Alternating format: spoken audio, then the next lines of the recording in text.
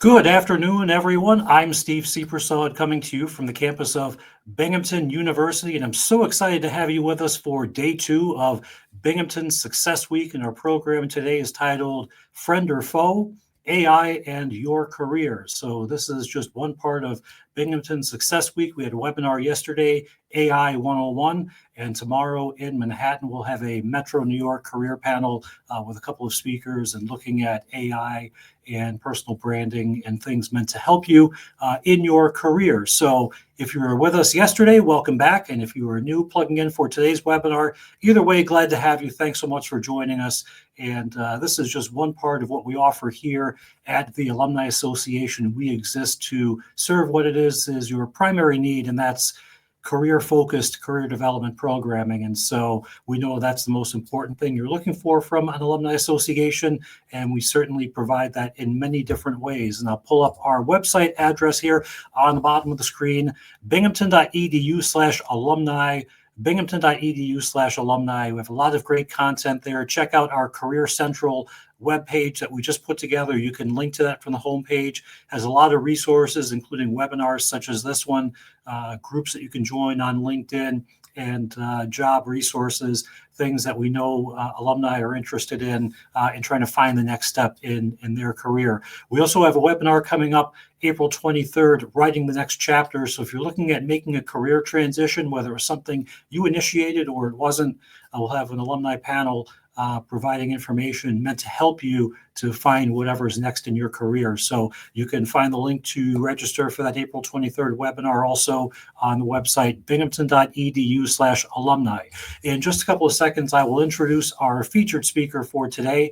Just to quickly go over the housekeeping. We want your questions. This is meant to be interactive, and it's certainly not one of those wait until the end and we'll take care of your questions then, because by then you forget what your question is, or you don't care anymore, or maybe you've logged off. This is meant to be interactive for as much as possible through the next 60 minutes. So send us your questions. You can start now if you want, or start thinking about questions. You can email me at sseepers@binghamton.edu, or if you're watching on Facebook or the microsite and you have that comment box and want to send it that way, either way. So there's three sources. They all come to the same person. So I will go ahead and take a look at that, and we'll mix these questions in when and where they make sense to do so.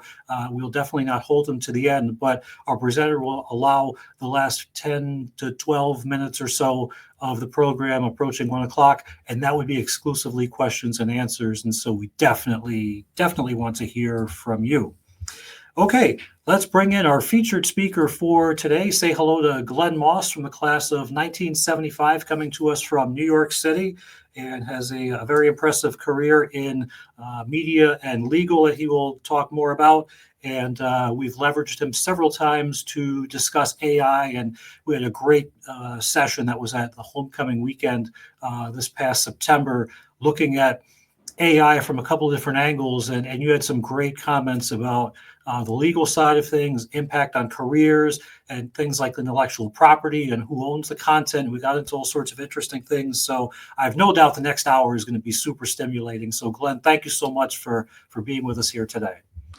Thank you, Steve, and hello to everyone, though I can't see you. I'll imagine you in my mind in sort of an AI kind of way. Briefly, what my purpose and my goal here isn't to be technical about AI and discuss in detail the various kinds of AI developments from beginning machine learning to neural networks to Gen AI and what's coming, though hopefully the discussion and what I speak about will touch on it, because I approach AI the way I engage it in my career, but also in my larger life, and I think as you all will or do, and more in terms of what it means for us both in our careers and how we engage data and how we engage each other by using data, and what AI can do for us or challenge us. And why we came up with the title Friend or Foe is because in many ways, although AI, the original AI development began in the 1950s from Alan Turing, even in the beginning developments of computer technology and positing what machines could do, it's its true power and potential is really recently come to play. And it's become part of more and more industries on an everyday basis, sometimes not with sufficient thought, but that's how humans engage technology too often. But my goal here is to speak to some key issues in terms of the power of AI, how human beings are using it now, how it can be used, and ethical, as you know, legal questions, not specifically, but ethical questions, privacy questions in terms of accessing the increasingly large and interplay between data sources, which is how AI essentially functions and improves itself by working with larger and larger databases or LLMs, and working with them and having them engage each other, and then coming up with not just predictive answers, but original, in quotes, new content. And I'll get to the original part. So my goal here is to stimulate ideas and thought and really the questions that you have, and hopefully to get you thinking not just how AI can affect your careers, which it is and will, but how you think about it and what it means to you and your colleagues in terms of how you think about it in ethical uses, not, you know, strict legal uses, but how it's employed today and how you may and will engage it tomorrow. And so, although I'm not a great PowerPoint slide person, I much more believe in engaging people directly through discussion and ideas. I do have a slide that Steve helped prepare with links to articles I think are useful in explaining AI, presenting some of the issues that we'll discuss today, or I'll discuss today and hopefully discuss with you. And I can add to that, and also Steve will have my links to how to reach me in case you want to do that afterwards to talk about any of these issues. But so that's my general framework. But I thought I'd begin with something that just happened to me actually the other day, which gets at some of these key issues. I came back from a trip to Cleveland where I went to law school at Case Western, and I mentor students both at Binghamton and at Case Western in Cleveland. And I came back and I wrote a brief summary of reflection of why I mentor and what it means to me and what I think it offers the students. And I posted it on LinkedIn, and I posted it on Facebook. And when I posted it on LinkedIn, what I didn't realize I had done is before I hit post, I hit what now LinkedIn has at the edge of at the end of the box of every post, rewrite with AI. And I didn't realize that until I had gotten back to my LinkedIn post later, because there were some comments or reactions. And I looked at it and I said, wait a minute, that's sort of what I wrote, but it's not what I wrote. And I began looking at it and realizing, oh my, I hit rewrite with AI. And what I saw, which you can see when you use AI in the way that it uses data and generates back what it's learned from how things are written and how expressions are done. It was clean, and the essence of what I wrote was there, but the heart and soul of what I wrote wasn't there. In effect, I wasn't there in the writing. And it wasn't, all the sentences were grammatical and it read cleanly, but AI substituted phrasing that it had taken from its range of data searching and putting it together, and rephrased what I wrote, edited some things out which it felt were extraneous, and produced a different kind of statement. Not that it was wrong, not that it was inaccurate, but it wasn't me, and it didn't reflect what I said and how I wanted to say it. So I deleted it and replaced it with what I originally wrote, and then wrote another post about that experience, which is very much the issues that in whatever career you have, it could be legal, could be finance, could be in advertising, could be in production, whatever, AI is being introduced and used. And the issues are, how is that being used? To what purpose? Is it being used to be predictive in research and data that it's having access to, and so can predict a kind of product that is going to be responded to by consumers based upon research that the AI can do much quicker than a human can do, and compile predictions and see how they work?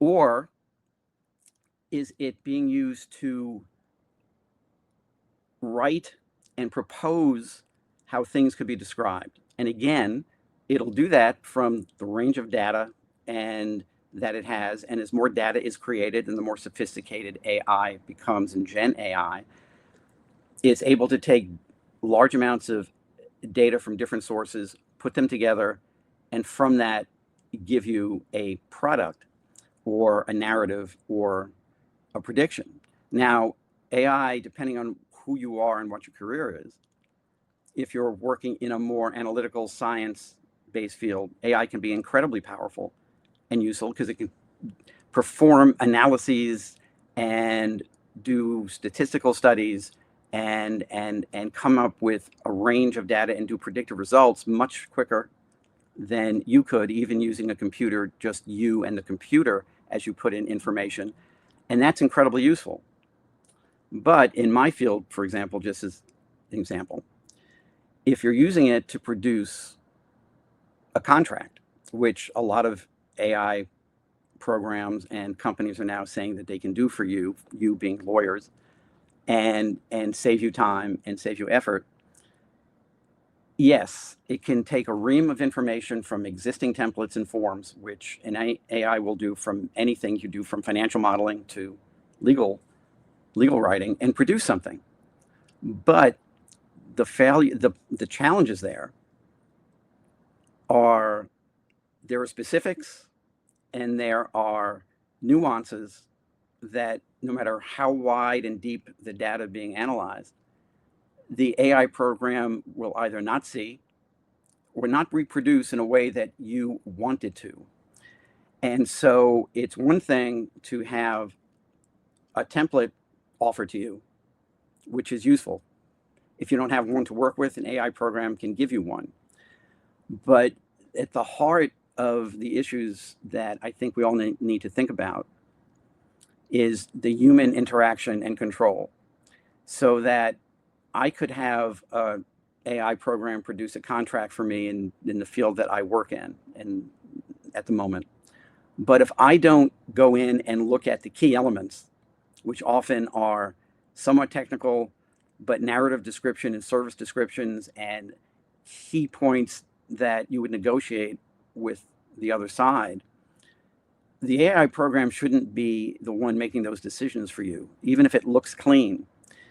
And many of the challenges, to use the phrase friend or foe, that confront many businesses now is where you have the human control element, and not to forget that it's needed and mandatory, not to make a mistake, which is a key part, but to make sure that what you're working with, whether it be a spreadsheet output, a predictive sales report, that it's based on something that a human being has reviewed and in some ways found means to test that don't take away from the time saving and the analytic saving that the AI program can do, but to know from your experience, not just your company's experience, but your experience as a person in whatever field that you've gained from talking with colleagues, that is what's being given to you. Is it not just factual, but is it correct? Does it represent what you're trying to say? Because what I'm seeing and hearing about and talking to other people these days is that you can get an AI generated response that looks great, but if a human being is not looking at key components that are often specific to the issue that you're talking about, not a form clause, which you can find almost from any form and put into an agreement or even put into an introductory narrative for the point you're trying to make. But when you get into the heart of what it is, even the best, most sophisticated AI programs now can only work with the data that it has. And even if it's working with other sets of data and coming up with something theoretically original, it still needs to be tested against human experience and human monitoring. And that's not just to, on one level, comply with perhaps regulations that apply to the business that you're in, but you and your company and the people you work with, does that represent the actual work product that you want out there? Does it say what you want said? Is it presenting it in the way that you want to present it? Not what a sophisticated program will do, and will say it in a different way, but not necessarily a better way. And so one of the challenges that every business has now is, okay, the AI program can do work on this level, which means maybe we don't need as many in the legal field paralegals, which is an issue for if that profession, which it is being changed as to how many and what you ask paralegals to do. And in sort of entry-level kinds of jobs where you used to have interns learn things to learn the business and produce a report from what they're researching, those kinds of positions may not be needed. And so it's a challenge for every business to go, what is the AI systems? Do we understand what they're doing? And what exactly are we asking them to do with respect to staffing and respect to freeing up time of who to do what? It's one thing to kind of glibly say on a study that it's going to free people to do more creative work. Yes, that's easily said. And in some cases, that could well be true because you're not tied up in doing the routine, rudimentary work that maybe you used to do or need to have someone else do and then review. And an AI program can give you, and you can trust if you look at it enough to trust it, it'll give you more time to do the more sophisticated thinking. But that's not everyone. And it's not everyone will be working at that sophisticated end of information analysis presented by AI programs. And one of the issues that faces every company implementing AI is to think about how it is impacting staffing, what positions, and what it means for the company and what its goal is. And are you just letting people go thinking they'll be completely replaced by AI, which often really is overbroad and isn't efficient? And what then do you expect people to do who are working with AI product that they weren't doing before? So job functions will need to be rethought through, and the expectations will change. The way people are hired is changing through AI, but one of the key issues there, both ethics and law, is, are you using an AI program to filter through candidates either through CVs? Are you literally having AI programs which is beginning to do initial interviews and making judgments as to who passes through and what data is being used to make those decisions and how is it being used? In the end, the most sophisticated AI programs being used now use data that in essence were created by human beings with biases, faults, choices, mistakes, and the old cliche, which is still applicable in its kind of macro application of garbage in, garbage out. You need to know the source data, as wide and deep as it may be, that's being used by these AI programs to generate the product that you've asked it to generate, either through prompt or it's itself programmed to do certain things, because that's how the software and the algorithms work. So you always need to keep in mind the data that is being mined for this, and embedded biases can be built upon layer that can then get reflected in the people you meet for interviews, the people you hire, or the decisions that you make. And it's very easy to forget that, like with anything, you need to trust the source. Excuse me.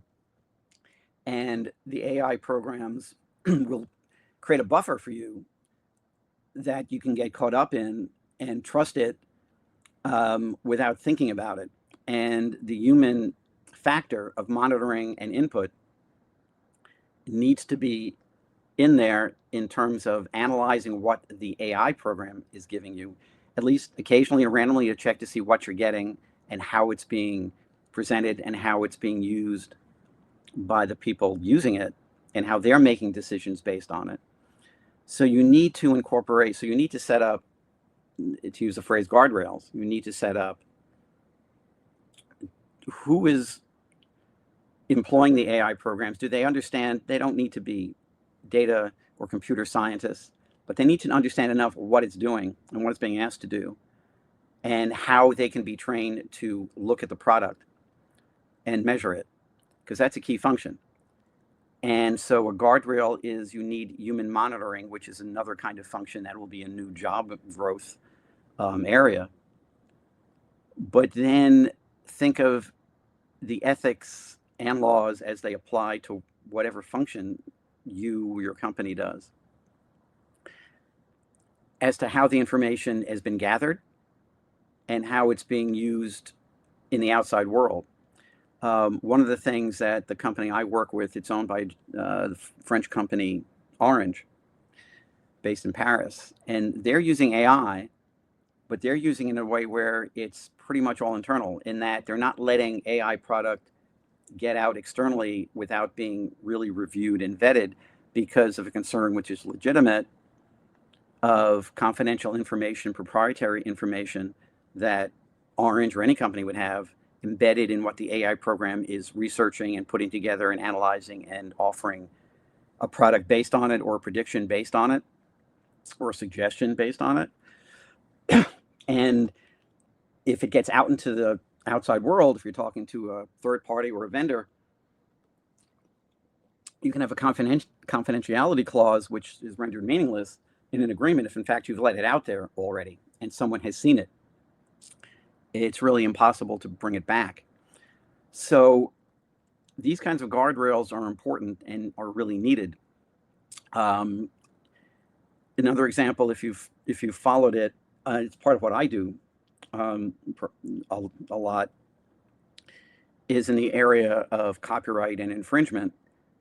In the U.S. Copyright Office has recently begun to open the door to say, okay, we'll copyright work that has AI components, AI enhancements, but it's got to have human control and ultimate human choices as to what is being produced.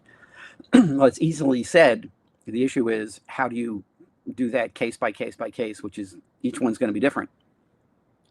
And already there have been court cases where one judge has seen infringement, another has not, because they're using their best analysis and reasoning to try and come to grips with something which is fluid and changing almost every day, as to what a program can do, the range of data that it has access to, and is it producing something that is not just new, or to use the phrase transformative, but where is the human input and control and monitoring in that renders it not a copyright infringement, that renders it something that's subject to being considered valid for copyright.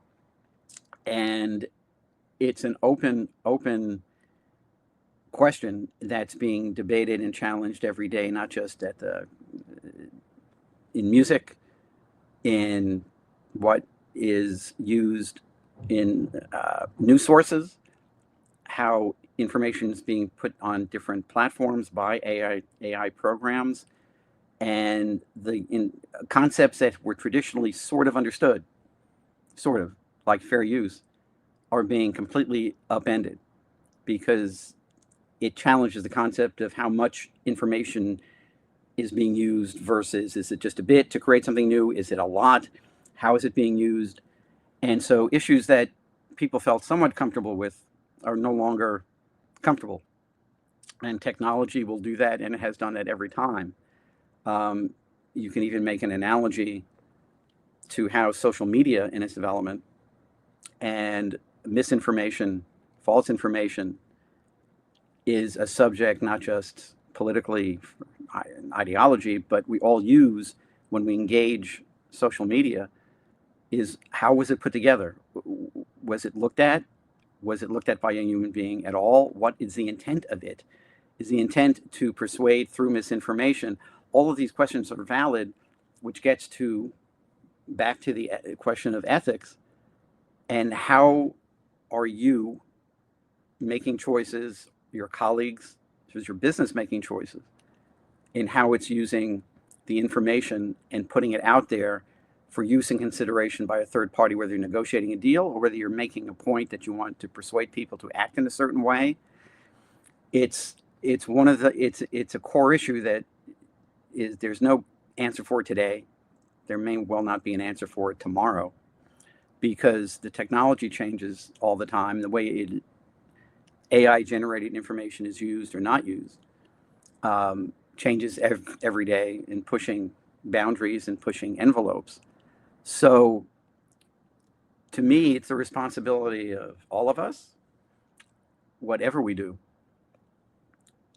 to think about how the information that we're using is how it was put together. And it isn't just time saving, it isn't just efficiencies. And you can have statistics out there where they're out there now. They'll say companies that are using AI somewhat reasonably and effectively are 10 to 15% more productive than a company, same line of business, that isn't. And that can be tested and valid because you're thinking about time to produce something, get it out to market, or to respond to something. Is it happening more quickly with AI? Yes, that can happen. And it is happening. But what is the actual product that's being used? So you need to have a set of both guardrails and what's now called AI governance, and there are even certificates that people are getting in it. We're asking companies, as they do with, HR and compliance with applicable law, as to what is okay and not okay and how people interact. You need a set of governance rules that everyone in a company or the key people who are working with AI understand. This is how you use it. This is what is okay. This is what's not okay. Perhaps there needs to be a policy group or a group of people in a company that is charged with overseeing ultimately what key strategic decisions are being made with AI product. And it needs to be formalized. And a lot of companies are beginning to work on that. But it's important because every company is using it in some way. One, because they feel pressured to do so. They need to do so because their competitors are using it. And it's how it's being used. And it'll be much more effective for you and your company if that set of governance is developed and checked and rechecked and thought about and talked about with transparency, so that mistakes, whether they be violations of law or violations of ethics, which still exist, are being made and either thoughtlessly, or you're sort of figuring, well, who will know, or it's too difficult to work on. To me, it's not too difficult. It needs to get looked at in a comprehensive, thoughtful way every day, because it's real, and there's no business I can think of that isn't impacted by it. There's no function that in some way isn't impacted by AI now and will be tomorrow, which means your career will be impacted. I see Steve has reappeared. I have. We've started to get a few questions in, so I just wanted to get to them soonish so they don't pile up too long. And definitely keep them coming, and I'll put my email address back up on the screen, and we had one sent in through Facebook. But when you mentioned music, it made me think of a question we actually got in yesterday's program, and yesterday was really meant to be more of an overview, but we started to get into a little bit of depth on some things with the viewer questions that came in. And when I saw one of them, I thought, well, I don't think that's really the best fit for today, but I think it's more of a fit for Glenn's webinar. So I'll go ahead and share that. And the person was curious about what impacts could we see on careers in the fine arts realm when you have you mentioned music, and AI could generate music, and you don't have as much of the human touch. What does that potentially do to humans that want to work in the field? I can tell you from direct experience, because I know people in, say, and I can speak to music too, and I will, but in the graphics visual arts field, there are several companies that were engaged traditionally by advertising agencies and production companies to produce graphics. And because of the power of AI and its ability to, in that field, look at existing templates, existing artwork, existing graphics, which are there, and prompted to, I need a graphic to, show someone emerging from a fire in a house, and you just give the descriptions. You can get produced easily a really effective looking piece of visual and graphic. And you just need a person who knows how to work with the program to put in the prompts with the right program and can generate the graphics you need within 2 hours, whereas it could take the graphics company and the people in it prior to AI, just using what they've always used, even computer programs, it could take them a day or two to come up with that. And you'd need several people working on it. And I know a few specialty companies have virtually folded up because the work isn't there, because AI programs, and they're done in a way where some of this stuff, though it needs to get looked at, is the source material that they're using copyrighted, and are you using it, which is a parallel question. But you can get what looks like a new specific graphic representation or short video piece using AI much more quickly, and you can give examples to a client much more quickly than a person who's not using an AI program specifically designed for that work product. So to get into the business of the fine arts, of visual graphics, and even music, you can have does get deeper into copyright questions. You can have AI programs produce a certain bed of music in a certain tone and a certain style that you give prompts to for a certain visual that it's being synced with. And you don't need someone to come in to do that, to write it. You don't need someone to come in and orchestrate it. You don't need someone to come in to do a lot of work that prior was done by a range of human beings. You can get an AI program, again, if it's not violating an existing copyright, but just taking something and using so much of it, it's not fair use. But the reality is that the fine arts, visual arts, creation of IP is probably at least at the forefront in terms of being reported, but it is one of the industries that's being most impacted in work, which is why last year you had those negotiations being reported with SAG and AFTRA with the producers and the studios. Much of it was about AI and about guardrails about AI in terms of using images. You don't need actors, using voice. There's a whole other issue now with voiceovers, people's voices being basically recreated and stolen, which again has been in the news, which a good AI program can do. And so it's really impacting it. And the best way, not just if you're in the business, but a young person looking to get into the business, is you have to know of and work with those programs. One, because you're going to be expected to know them, but also it will be your entree in, because you'll have to know how to work with it. You can't say, I haven't worked with it, I don't know, because it's being used now by every company and every one of the competitors you might come into play with. It will impact the number of jobs. It will, which is an issue. Is no one has a clear answer. Well, what are all these folks who aren't going to get hired going to do?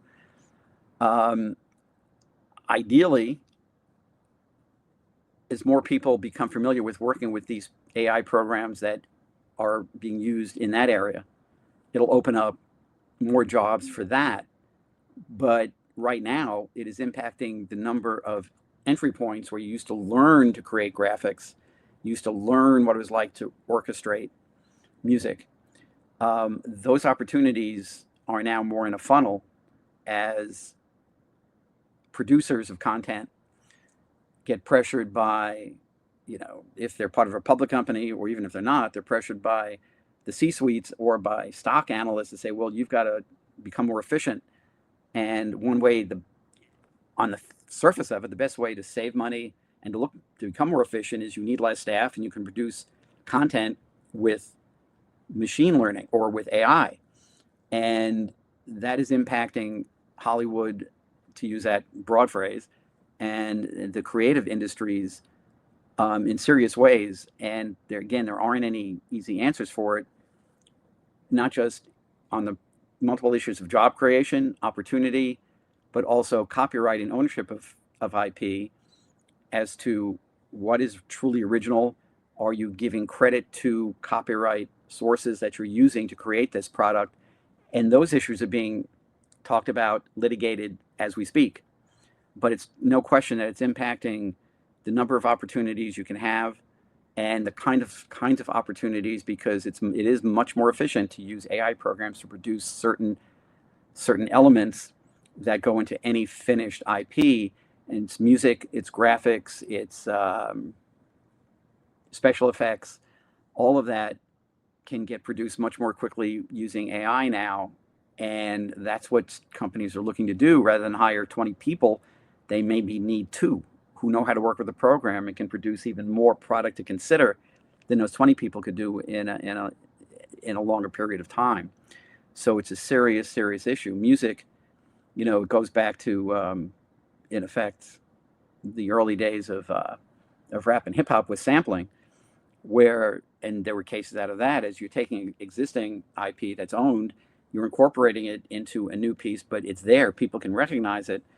And at what point do you legally and ethically owe someone not just revenue and sharing copyright, but owe them credit? And as more content is created, which it is now with social media, there are so many individuals who are in the creator economy producing content. It's out there, and the more sophisticated AI programs can sweep all of that. So what is being the numbers of in a sense bits and pieces of content that an AI program can use are growing and growing and growing. But how much of that is copyrighted, and how is the AI program putting it together, giving it to you, and what's your responsibility to know where did this come from, and can I freely use this? There will be more positions, I think, created to monitor that and to try and deal with that than, of course, exists now. But it's in music, and in graphic arts and visual arts, it is at the forefront of people's concerns because of how it impacts both job opportunities, learning about how to be in that business, because you don't have people in it anymore who are seasoned because they aren't needed. So you've got both fewer jobs, people coming in. As people get older and they leave, there's this whole middle group of people who didn't have that experience. I hear that at a lot of the conferences that I attend, as it becomes more available to use virtual technology to create things. But there used to be a lot of people who manage that. Now you just need a few. And so you have an entire almost generation of technically skilled people in production that aren't there anymore because technology and AI can do it. But then who's there to train the younger people? It's got to be more than just programs. It's got to be more than just how to work with an AI program.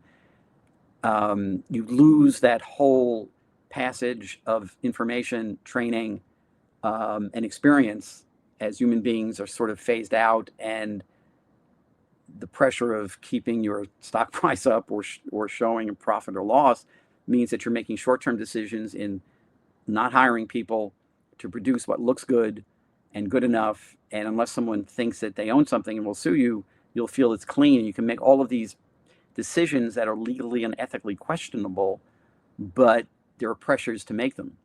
And that's one of the dangers of it. But there's no question that the number of jobs, the kind of jobs in graphics, visual arts are vastly different than they were 5 years ago. That was a great answer to that question. It reminded me of a kind of a similar debate long before AI, going back maybe 20, 25 years ago. And when I was working in the television news industry, and it was the trend was, and now this is done much, much more, of having these video journalists where instead of a reporter and a photographer going out as a two-person crew, which had been the traditional model to get that done, now is going to be one person shooting his or her own B-roll, doing the interviews. Yes. They're on camera, they're doing all of it. And the argument was that to the viewer at home, it looks the same. And that's not exactly true because, if you're shooting as a one-person band sort of thing, you can't have those stand-ups where the reporter is moving or walking or doing something and the camera's following them. So that element of it is lost. But they had the pressure of price or cost attached to it, saying, well, it's just cheaper to do it this way. We want our profit margins to be this. Quality Yes. can go by the wayside a little just to make that trade. Yes, and again, there's a lot of pressure now to have, as you say, just a single person out there with a camera that you can have a thing with you that can edit while you're there, that can do all these things. You don't need 5 people to go out and shoot a story. You're expected to go out and do it with the technology at hand. It's going to impact how it all looks, but when you have a whole new generation that is used to only seeing the product looking like that, there's no comparison to be made. There's no memory of, I remember it used to look a certain way and had a certain feel and texture, and it's gone. But you have an entire generation now. For example, there was a story yesterday in the trades how Gen Z mostly is getting it's not surprising, but it's mostly getting its information video engagement from social media, and Hollywood is way behind it because it's filled with people who are older, who did not grow up with social media. They don't sit with people who are 25 and 30 in serious conversations, and they're out of touch with it. And so they wonder, well, why isn't this film working? Why isn't Well, because you're not producing things for an entire audience that expects it to be and feel and look a certain way. And so technology and how we use AI impacts us not just in our individual jobs, but in the culture in terms of how many things we see look. So, for example, in the company that I work with, Globecast, which does media services, AI is great at being able to read all the many feeds coming in and the technical parameters that is supposed to happen if it's being delivered by satellite or by IP. An AI program can read that much more quickly than a range of 100 people can monitor and check it and respond to it. And that's incredibly valuable, and it makes the ability of you to give more efficient service at a better cost there. But you still need individuals to make certain judgments once you get the information that there's a glitch at this node or at this point. Experience will tell you how to fix it. The AI program may think it knows how to fix it, but you need the human experience to say, okay, it's been pinpointed to me there. It would have taken me 5 hours to find it. Hopefully not, but it's told me that in about 2 seconds, which is great. But I now have to decide how to respond to it. The balance that everyone faces, again, whether it's in technical, to me, whatever field you're in, is not giving up the ultimate human monitoring and decision-making ability. Because at the end, whatever you're selling, whether it's a service or a product, whatever you're working on, whatever thing it is, to use that term, you expect another human being to buy it or to engage it or to use it or to watch it. And that connection is at the end, to me, of everything we do. Even when I work on a contract, it's other human beings who are reading it, who have to implement it. You can measure the impact of it using AI. You can see how it's working and what its ultimate goal is or what its stated goal is, and then come back and talk to a person and amend it and see, well, it's not technology has changed, the market has changed, but we still want to do this, but we need to do an amendment. But you want the human being in the end is going to make that choice and have to talk to another person, because ultimately, whatever you put out, it's measured by, is a person buying it, watching it, using it, coming back to use it? What do they like about it? And again, AI, if you have the information as to your buyer's response or interest, an AI program can get all sorts of information on buying and read surveys and give you information on that much more quickly than you could do it on your own. And that's incredibly valuable. But it's the ultimate decision is, what do you do with that information? And how do you apply it in selling or providing the service or product that you are? And so to me, what we need to always keep in mind in thinking friend or foe AI is, if it helps you do your job better, and it's you making that decision, and you as the individual, and the collective you as your colleagues, whatever business, then it's being used right and effectively. It always needs to get monitored. But if you cede too much decision making to an increasingly sophisticated AI program, it's not meant to sound like a sci-fi novel or movie, though we can get there. It's you're giving up what you as a human being are intended to do, which is to make decisions based upon a range of experience and judgment that even as yet the most sophisticated AI programs aren't there. Yeah, down the road, you may get to a kind of Isaac Asimov novel come to life, or someone else, but we're not there. And the benefit of even engaging the earlier speculations of the best of sci-fi writers is those questions were there and posed. And what we're confronting now, in whatever job we do, lawyer, salesperson, financial analyst, person that decides on what's being stocked in factories across the country or whatever, is ultimately using the technology to make your decision smarter. And yes, there will be different jobs created. There will be certain jobs that will be lost. But that is inevitable as technology changes. It's not specific to AI. The industrial revolution and post-industrial revolution, however you define that, has seen that. And it's up to each of us to both understand what AI is and can do, and know its limitations, and what human beings still need to do to engage it, to study it, not take everything on as if it's fine, it's face value, as if it's okay and perfect, and apply it, but to use our experience and judgment to still be more efficient, but not give up our ability to make a final decision, which is in effect what copyright is trying to find. But to me, it impacts whatever we use AI for. It's not to let, and this is a gross analogy, but for a long while, I taught a course in negotiations for the Binghamton School of Management, their PMBA program. And I've seen it in different businesses that I've been at, that you can make an Excel sheet, as sophisticated as it is, do what you want with the input that you put in it. And it'll look great, and it'll look right, because it's all the numbers line up based upon the information and what you're instructing it to do. But at some point, it loses any touch with reality as to what is happening outside the windows of that room where that Excel prediction is going on, because it's not dealing with the people making decisions and what they like, what they don't like, how they'll respond to the product that you're offering and your advertisement and how you're offering it. And when you forget that, and you get caught up in the predictive nature of something, which AI can be great at, and give you that source of information much more quickly, you still need to look at it and question what the data was, as I've said, and where it's being produced from, and what biases may be in there.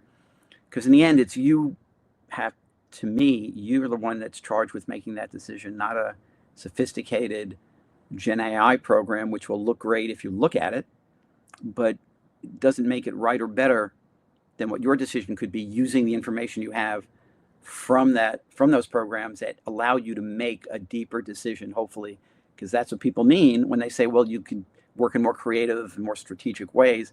True, if you have the time, because you don't have to spend it doing the rudimentary work and research which these programs can do, or even basic analytics or more sophisticated analytics. But at the ultimate decision, what do you do with the information, is yours. Bloomberg, for example, had to just issue an apology because it used AI to produce certain headlines and descriptions on its website for news, and it realized that it was being done with the best AI program that it had access to, but some of it was not quite right. It was a little misleading. It took language sort of with my experience in how AI changed my little narrative.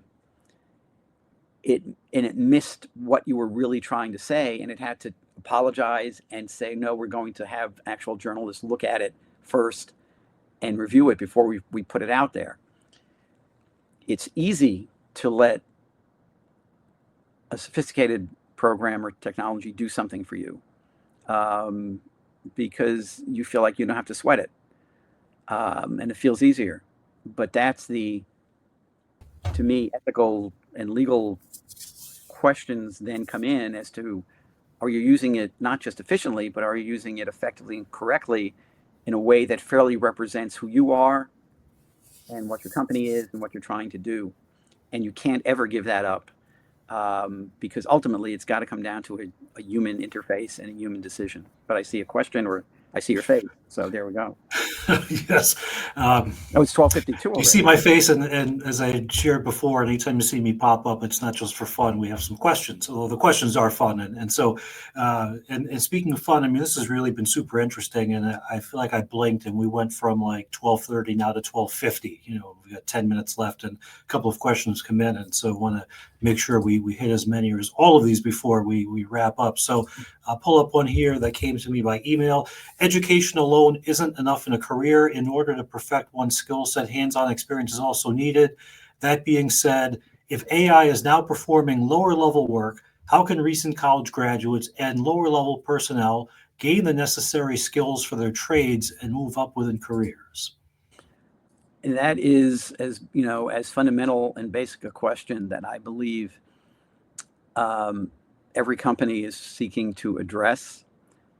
Because if you're looking for both longevity and who you are as a company, and you know you need to bring younger people in to learn and to become your successors, how do you bring them in? How do you justify staffing them and bringing them in? And what do you expect them to do?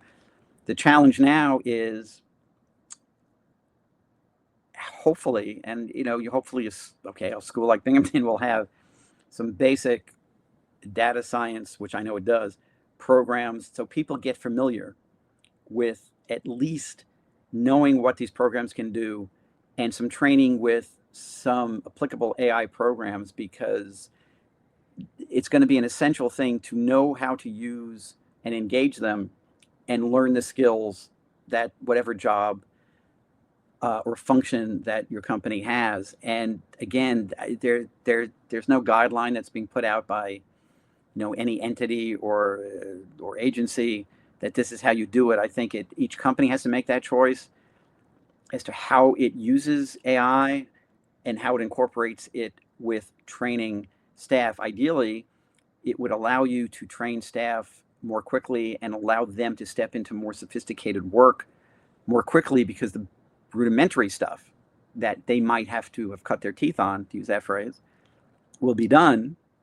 But you can begin to train new generation, younger staff, to use the program, see what it's producing, get comfortable with it, but also know how to question it, and the means by which you, your company, your colleagues can have a means to have someone say, well, here's what this program said, here's what I'm being charged to do, but I have a question. You need to have an environment where those questions can get asked, but there's no question that you need to hire people who are at least familiar with, again, it's going to change industry to industry, who can't say, well, I've never worked, I don't know what AI does, I don't want to touch it, I'm scared of it, whatever excuse. that's not how the business is going to develop and how the technology is going to develop. I don't care what function or industry you're in. People will need to engage it and feel comfortable with it and be supported to engage it, learn it, and apply it by a company structure and governance that allows that to happen. So yeah, there'll be, again, different points of entry for new workers, but they'll be expected to know different things and to work with programs that 10 years ago they wouldn't be expected to, but will be now.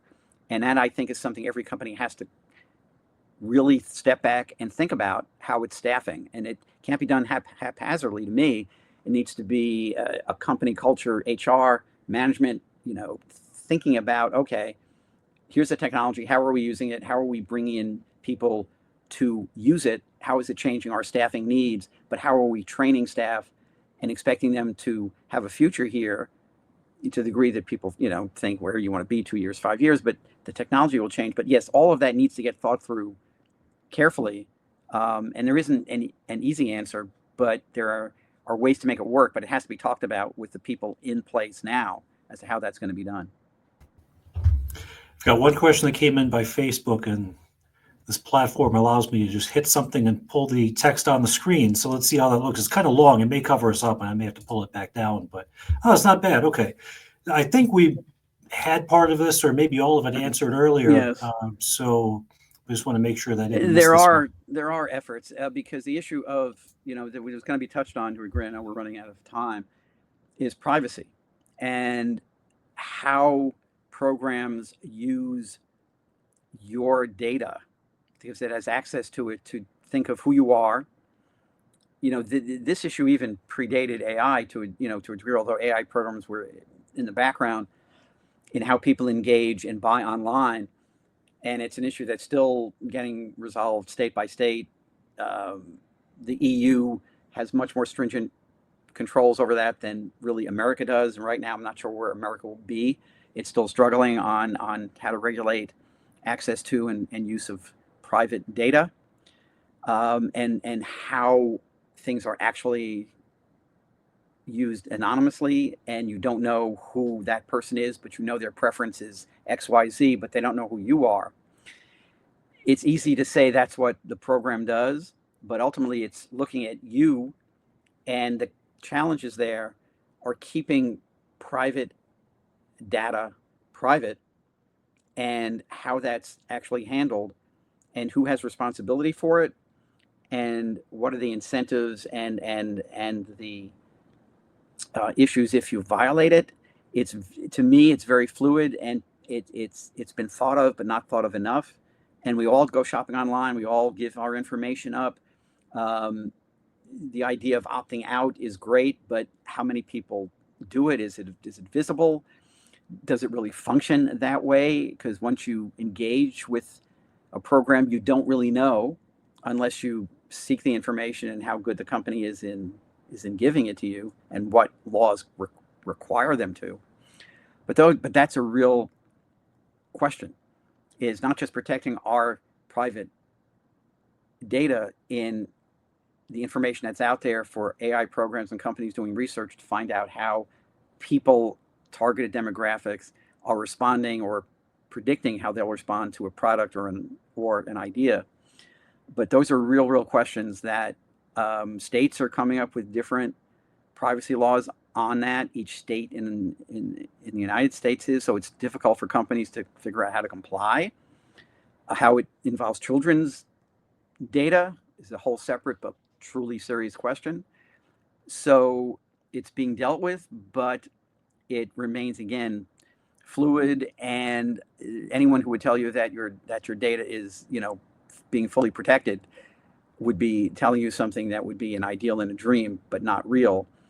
There are programs in place, there are efforts in place, but we all know that data breaches are occurring. Hackers are getting more sophisticated, and that tension of, we want ease in shopping and ease in engaging, means, though, that your information is out there, and how is it being protected, and what programs are there that are really, really good at protecting it. It's a whole industry there, but there are serious dangers there. So yes, it's being worked on, but it's something we all need to think about in what we give up, and how do we ask those questions. What are you doing with my data? And if you want to opt out and it's real, then you need to look at that opt out button and press it, because it's a dangerous world out there for that. And we're at 1 o'clock, but we'll go a little bit over. I want to make sure we get to this this one question that's kind of holding for last.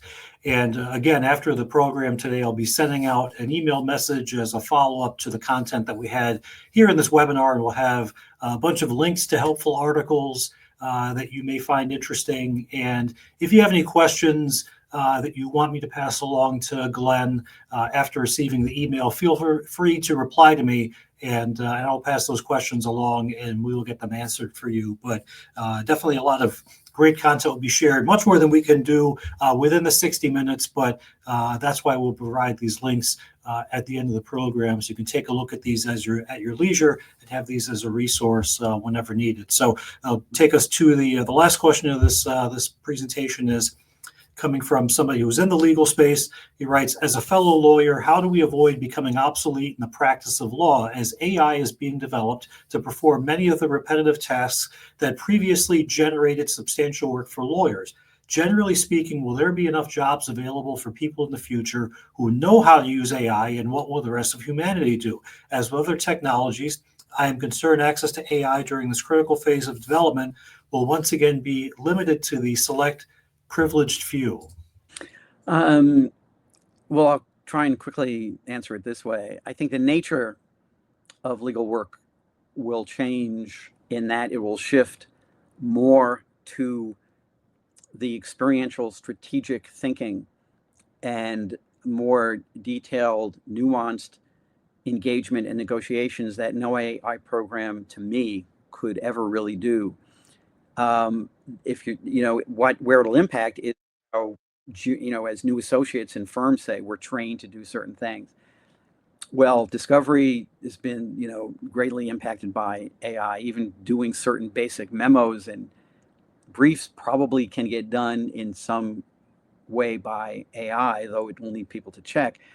But so the nature of legal work will shift to not say, do you know how to work with AI or not, but it's, are you bringing, hopefully, sophisticated enough experience and knowledge and the kinds of neural connections that only a human being can do. To me, when I work the contracts that I do, again, some part of them could be generated by AI, but the heart of them need people, hopefully me too, to ask the questions, write, and say, is this saying what we both needed to say? As we know, the market will change tomorrow.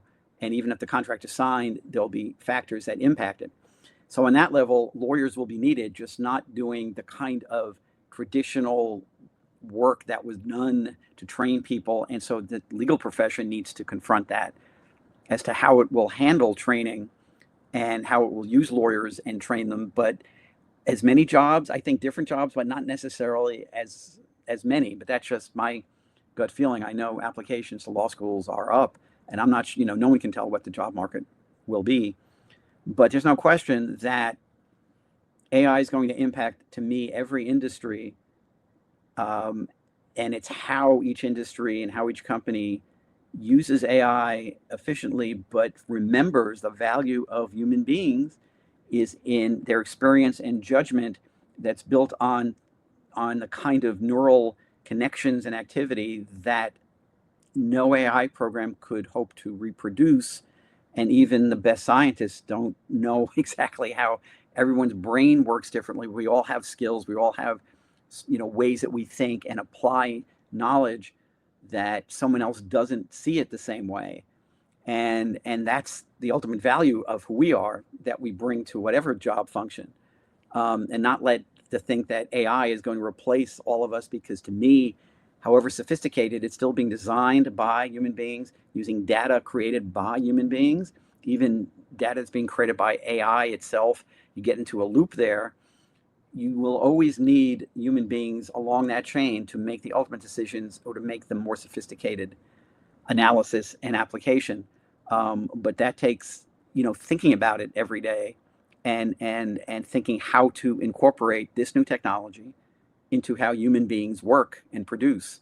It's not easy, and there'll be rough things, and some people will do better than others, but that to me has been the nature of technology. And all the time it gets into a whole sorts of other areas as to who controls it. Hopefully AI training and AI understanding, access to technology is broad. It shouldn't, the danger is it gets restricted to a certain class of people. Having quote unquote information have and have nots has been an issue in technology for a long time.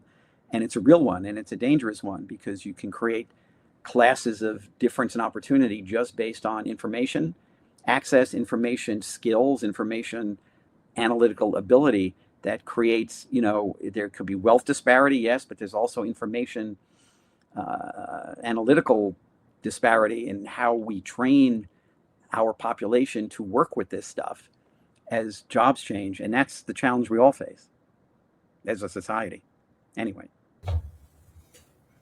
I think that would be a great note to close out today's webinar on. And Glenn, thank you again very much. I know we've put you into service a couple of times to talk on this topic recently. It's so interesting, and just everywhere you go, it feels like you hear about AI. And at this point, it's certainly not getting old as a topic. It just generates No. a lot of curiosity. It's just constantly changing. So there's always something to discuss. So thank you so much for joining us. Thank you. I'm getting old. The topic isn't. And I hope it was useful. And please feel free to contact me. My information will be on something that Steve sends out. And I hope the links are useful. And I'm always here as a resource if you want, if you want to have a question, if you want maybe access to another article. It's part of what I do. So feel free to contact me. And I thank you for hanging in. And I hope it was useful to you in some way. That's my goal. And thanks everyone for joining us here on day 2 of Binghamton Success Week. And just one more time, want to promote the program that we have coming up 3 weeks from today. So that will be Wednesday, April 23rd, a program called Writing Your Next Chapter. And it's meant to help people who are navigating career changes. And so certainly a lot is happening now, whether people are generating these career changes on their own, or it's forced upon them by their employer, and things that we've seen happening in the news. We know there's a lot of turmoil, and people have looked to the Alumni Association to provide career assistance. What can you do? Do you have resources available?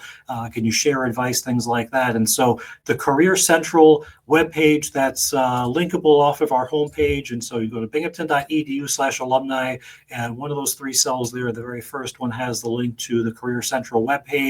Nice aggregation of resources that we've already pulled together, and it has links to job boards, LinkedIn groups that you can join, things like that. But going back to talking about this webinar on the 23rd, we'll have an alumni panel talking about how to navigate career changes. So if you're looking to move up, or you've been let go and need to find whatever the next thing is, this program will be really something that I think you will not want to miss. So this weekend, be on the lookout for emails coming from the Alumni Association that list the various events that are happening in person or online around the country, in Metro New York, or here in Binghamton, or wherever you are.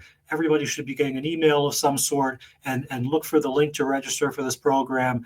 You certainly will not want to miss it if you're in the situation now where you need to make a move and try to transition to a subsequent opportunity. So stay tuned with us and join us on April 23rd.